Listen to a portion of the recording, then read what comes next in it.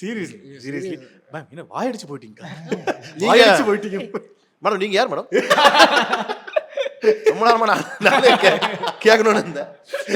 Maybe இல்ல ஒரு rest எடுங்கன்னா பக்கத்துல ஒரு ரூம் அங்க போய் ரெஸ்ட் எடுங்க.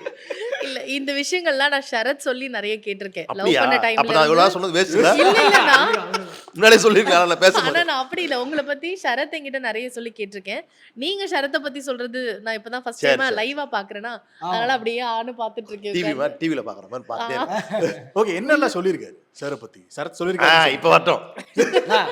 நான் சும்மா ஏதோ ஒன்று சொல்லும்போது கிஃப்டா கொடுத்து தொலைச்சிட மாட்டியே அப்படின்னு கேட்கும்போது இல்ல, அப்போ வந்து ஷரத் சொன்னது, எங்க அண்ணன் கொடுத்தாரு தெரியுமா, நான் அதை இன்னும் பத்திரமா வச்சிருக்கேன், நான் எப்போதும் பத்திரமா வச்சுப்பேன் அப்படின்னு சொல்லியிருக்காப்ல. பின்ன வந்து இங்க வந்த டைம்ல நீங்க எப்படி பாத்துக்கிட்டீங்க?